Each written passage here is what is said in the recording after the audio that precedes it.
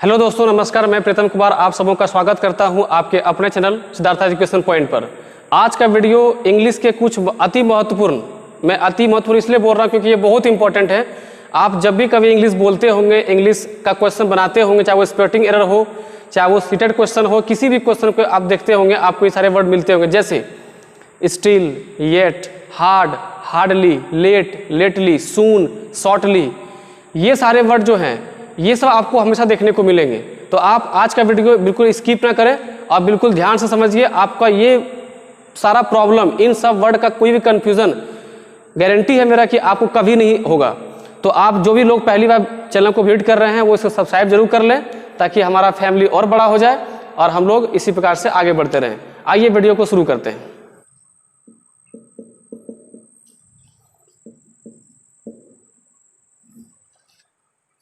तो देखिए, आपके सामने दो वर्ड लिखा गया है। ये दोनों वर्ड जो है काफी एग्जाम में आता है। सबसे पहले इसके मीनिंग पे काम करते हैं। तो इन दोनों का मीनिंग जो होगा वो मीनिंग होगा अब तक या फिर तक।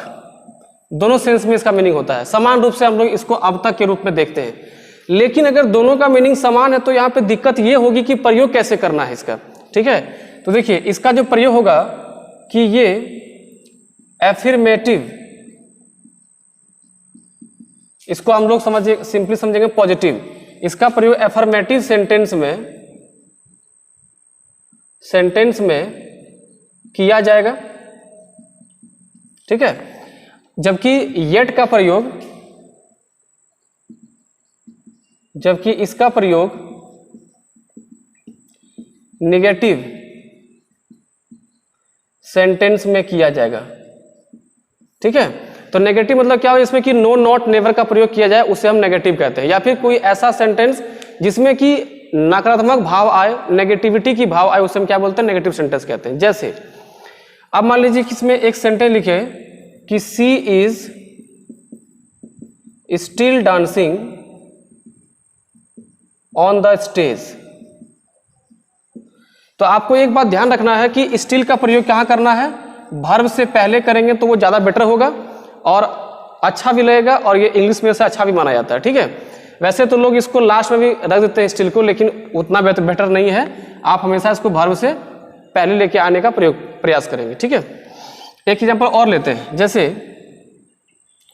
He is still studying. तो मीनिंग क्या क्या हो गया कि वह अब तक जो है, वह अब तक स्टेज पर डांस कर रही है, नाच रही है। ही इज स्टिल स्टडिंग, वह अब तक जो है पढ़ाई कर रहा है। We are still we are still watching a movie. हम लोग अब तक एक मूवी को देख रहे हैं। ठीक है, तो इस प्रकार से हम लोग स्टिल का प्रयोग कहां करेंगे, नेगेटिव पॉजिटिव सेंटेंस में। देखिए क्या इन तीनों सेंटेंस में कहीं पर आपको नो, नॉट, नेवर का प्रयोग दिख रहा है क्या? अब आते हैं येट पर। जैसे ही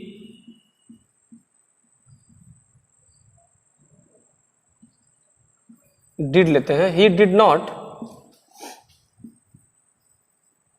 पे हिज डेप्ट येट। ये यहां पर डेप्ट है, डेप्ट माने होता है कर्ज।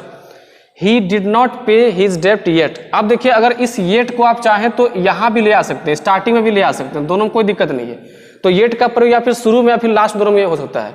अब देखिए मूल बात क्या सीखना है, सीखना यह है कि इस सेंटेंस में क्या है, नॉट लगाया गया है, यानी ये नेगेटिव है, और नेगेटिव सेंटेंस में आप येट का प्रयोग आसानी से कर सकते हैं।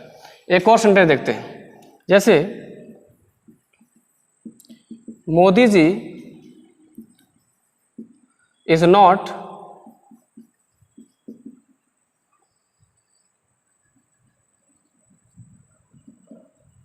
Speaking something on exams yet। Modi ji is not speaking something on exams yet, यानी कि मोदी जी जो है अब तक जो है एग्जाम के बारे में कुछ नहीं बोल रहे हैं। तो कुछ नहीं बोल रहे हैं, जब नॉट आया तो उसमें क्या हो जाएगा, येट, और इसमें सेंस क्या आ रहा है, अब तक। मोदी जी अब तक एग्जाम के बारे में कुछ भी नहीं बोल रहे हैं। तो ये दोनों का यूज आप ध्यान समझिएगा, ये दोनों एग्जाम में हमेशा पूछे जाते हैं। ठीक है, आइए नेक्स्ट वर्ड पे चलते हैं।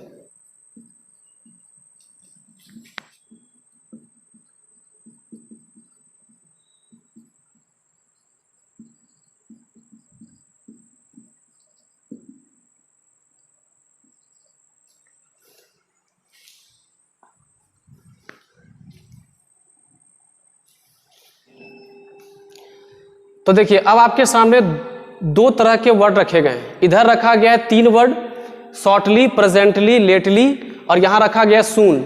आप इनमें से सून वर्ड को और शॉर्टली वर्ड को काफ़ी सुनते हैं, बहुत कम जगह पे आपको प्रेजेंटली या लेटली देखने को मिलेगा, ठीक है। लेकिन सून और शॉर्टली से अब काफ़ी अधिक चर्चित है, आप सुने होंगे। लेकिन इसके प्रयोग में काफ़ी लोगों को दिक्कत होता है। तो दोनों का मीनिंग सेम है, दोनों का मीनिंग होता है शीघ्र ही या फिर जल्द ही, ठीक है। तो इसका मीनिंग क्या हो जाएगा? जल्द ही, और इसका मीनिंग क्या हो जाएगा? जल्द ही। लेकिन इसके प्रयोग में अंतर है। तो इसके प्रयोग के बारे में आपको जो पॉइंट मैं बता रहा हूं उसको ध्यान से सुनिएगा, ठीक है। जैसे it can be used with, अब इसका हिंदी हम कर देंगे, एनी काइंड ऑफ टेंसेस। लेकिन इसमें क्या है कि इट इज यूज्ड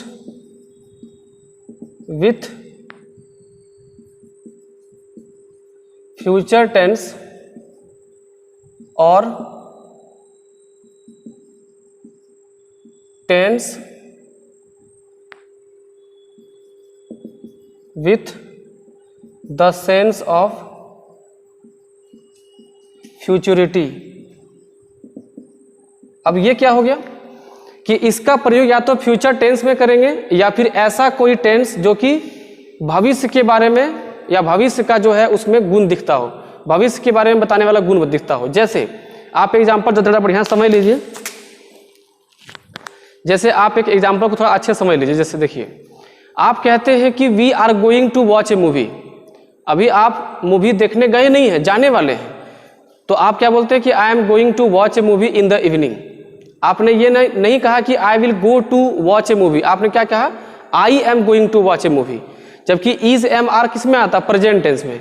लेकिन आप यूज कहाँ कर रहे हैं? भविष्य में होने वाले काम को। आप कह रहे हैं कि I am going to watch a movie in the evening. ध्यान से समझिएगा, ठीक है। इसका मतलब क्या हुआ कि मैं शाम को एक मूवी देखने जा रहा हूं, एक पिक्चर देखने जा रहा हूं। अब यहां पर देखने वाली बात यह है कि यहां पर इज एम आर का प्रयोग कर दिया गया है, और इज एम आर क्या होता है? प्रेजेंट टेंस में होता है। लेकिन इस सेंटेंस का यूज क्या है कि क्यों इसमें किया गया प्रेजेंट टेंस, जबकि इसका अर्थ तो फ्यूचर का है। तो आज आप शाम को देखने वाले हैं, तो जब कोई ऐसा प्लानिंग होता है जो कि 100% फिक्स हो गया हो कि भाई जाना ही जाना है, तो उसमें आप इज एम आर लगा करके भी फ्यूचर की बातों को कह सकते हैं। अब मान लीजिए इसमें हमको लगाना हो सून या शॉर्टली, तो क्या लगेगा? शॉर्टली लगेगा, ठीक है। इसमें आप सून नहीं लगा सकते क्योंकि इसमें भले इज एम आर दिया हुआ है, लेकिन सेंस कैसा है? सेंस मैंने होता मतलब, सेंस कैसा है? फ्यूचरिटी का सेंस है, भविष्य का सेंस है, ठीक है। आइए एग्जाम्पल लेके समझते हैं।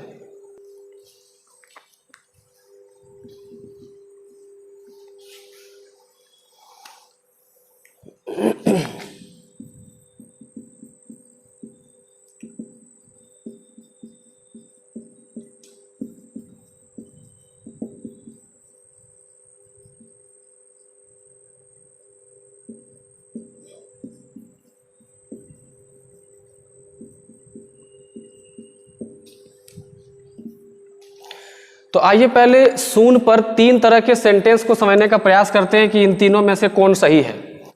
देखिए, सी इज कमिंग सून, वह जल्द ही आ रही है, शीघ्र ही आ रही है। सी विल कम सून, वह शीघ्र ही आएगी। सी केम सून, वह जल्द ही आई, ठीक है। तो आप देख रहे हैं कि सून का प्रयोग हम लोग कैसे टेंस में कर सकते हैं? एनी काइंड ऑफ, किसी प्रकार का टेंस। जैसे ये कौन है? इज एम आर तो प्रेजेंट टेंस है, विल है तो फ्यूचर टेंस है, कैम यानी V2 है तो ये पास्ट टेंस है।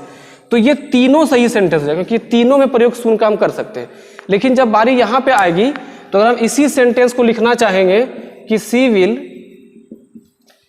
विल कम शॉर्टली, ध्यान रखिए आप कुछ भी रहते हैं, शॉर्टली, प्रेजेंटली, लेटली, हम यहाँ पे शॉर्टली लिख रहे हैं।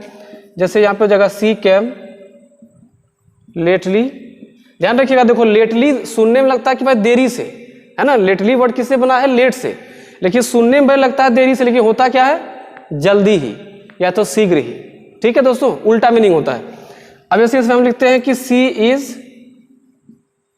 कमिंग शॉर्टली कर देते हैं।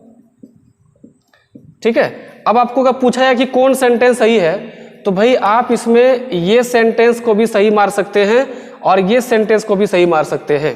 ठीक है, लेकिन ये सेंटेंस सही नहीं होगा क्योंकि ये सेंटेंस क्या है, पास्ट टेंस में है। अब देखिए ये सेंटेंस सही भी हो सकता है और गलत भी हो सकता है।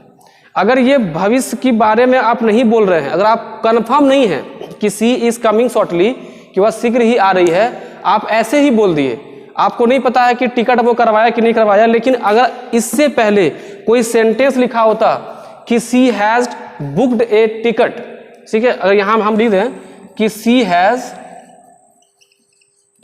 बुक्ड टिकट और अब लिखते कि सी इज कमिंग शॉर्टली, तो यहां पर शॉर्टली करेक्ट हो जाएगा। लेकिन अगर ये सेंटेंस नहीं दिया हुआ है तो यहां पर शॉर्टली गलत हो जाएगा, लेकिन विल के साथ शॉर्टली हमेशा सही होगा। तो उम्मीद है कि आपको यहां तक समझ में आया होगा। फिर मिलते हैं अगले वीडियो में, तब तक के लिए धन्यवाद, नमस्कार।